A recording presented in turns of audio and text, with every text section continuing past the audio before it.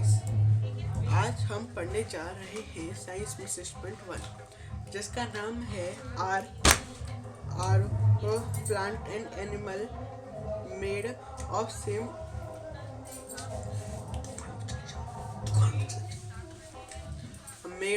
type of tissues.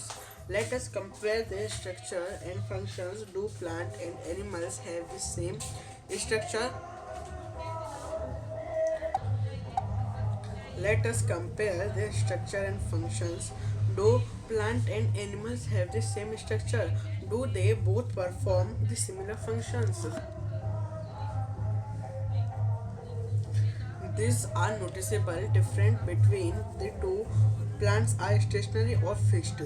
They don't move. Since they have to be upright, they have a large quantity of supportive tissue.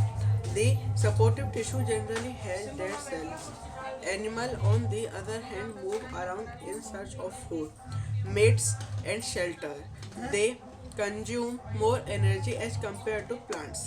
Most of the tissues they contains are living. Another difference between animal and plants is in the pattern of growth. The growth in plant is limited to certain region, while this is not so in animals. There are some tissues in plant that divide throughout their life. These tissues are localized in certain regions based on the dividing capacity of this tissue. Various plant tissue can be classified as growing or meristemic tissue and permanent tissue. Cell growth in animal is more uniform, so there is no such demarcation of dividing and non-dividing regions in animals. The structure, organization of organs and organ system is far more specialized and localized in complex animal than even in very complex plant. This fundamental difference reflects the different modes of life pursued by these two major groups of organisms, particularly in their different feeding methods. Also, they are differently adapted for a sedentary existence on one hand, plants and active locomotion on the other, animals, contributing to this difference in organ system design. It is with reference to these complex animal and plant bodies that we will now talk about the concept of tissue in some detail. क्या पौधे और जंतु एक ही तरह के ऊतकों से बने होते हैं? आइए हम विभिन्न ऊतकों की संरचनाओं तथा उनके कार्यों की तुलना करें। क्या पौधों और जंतुओं की संरचनाएं समान होती है? क्या दोनों समरूप कार्य करते हैं? दोनों में स्पष्ट अंतर होता है। पौधे स्थिर होते हैं, वे गति नहीं करते क्योंकि उन्हें सीधा खड़ा होना होता है। अतः उनमें बड़ी मात्रा में सहारा प्रदान करने वाले ऊतक होते हैं। यह सहारा प्रदान करने वाले ऊतक प्राय मृत कोशिकाओं के बने होते हैं। दूसरी ओर जंतु भोजन, साथी और आश्रय की खोज में इधर उधर विचरण करते हैं। यह पौधों की अपेक्षा ऊर्जा का अधिक उपभोग करते हैं। जंतुओं के अधिकांश ऊतक जीवित होते हैं। जंतु और पौधों के बीच उनकी वृद्धि के प्रतिरूप में एक और भिन्नता है। पौधों की वृद्धि कुछ क्षेत्रों में ही सीमित रहती है, जबकि जंतुओं में ऐसा नहीं होता। पौधों के कुछ ऊतक जीवन भर विभाजित होते रहते हैं। ऐसे ऊतक कुछ क्षेत्रों में ही सीमित रहते हैं।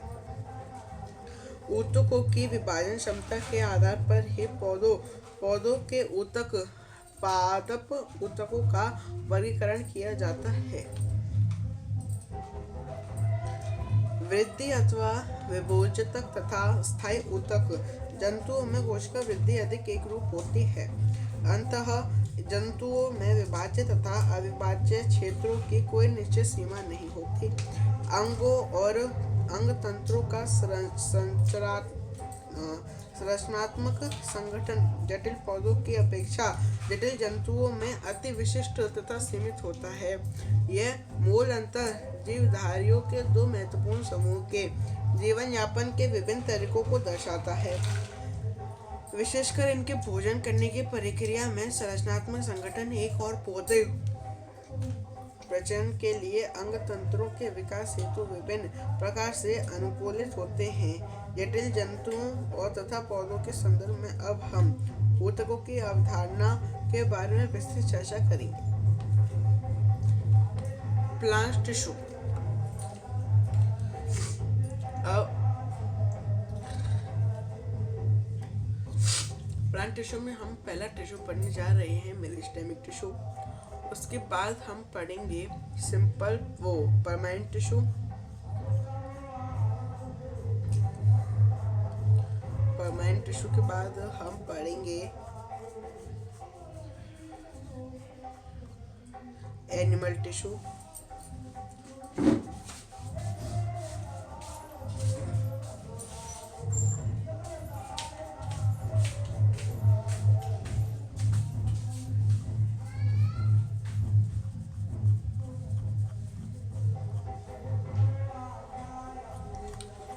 ठीक है, अब चलिए आइए तो पहला हम जो है शुरू करते हैं।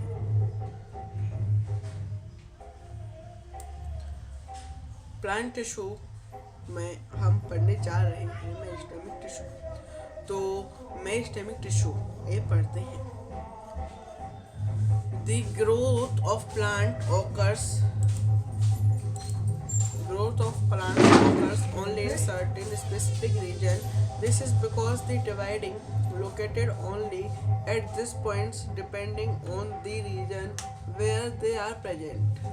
Meristemic tissues are classified as apical, lateral and intercalary. Figure 6.2. New cells produced by meristem are initially like those or meristem itself, but as they grow and mature, their characteristics slowly change and they become differentiated as components of other tissues. Apical meristem is present at the growing tips of stems and roots and increase the length of the stem and the root. The girth of the stem or root increases due to lateral meristem. Cambium intercalary meristem seen in some plants is located near the node. Cells of meristemic tissue are very active. They have dense cytoplasm, thin cellulose walls and prominent nuclei. They lack vacuole. Can we think why they would lack vacuole? You might want to refer the function of vacuole in the chapter on cells.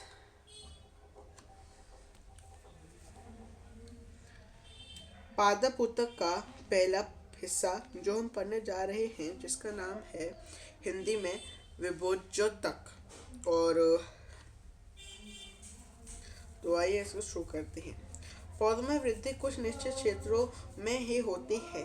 ऐसे विभाजित ऊतकों के उन भागों में पाए जाने का कारण होता है। ऐसे ऊतक को विभोज्योतक मेरिस्टेमिक टिश्यू भी कहा जाता है।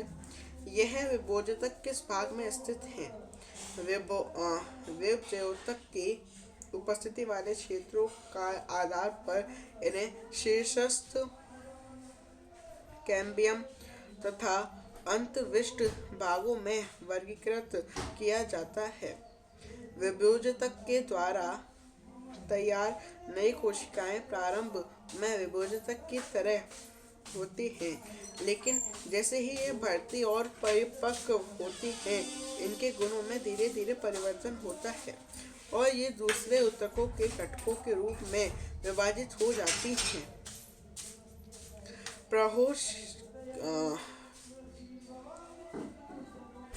प्रहो के शीर्षस्थ विभोज्योतक जड़ों एवं तीनों की वृद्धि वाले भाग में विद्यमान रहता है।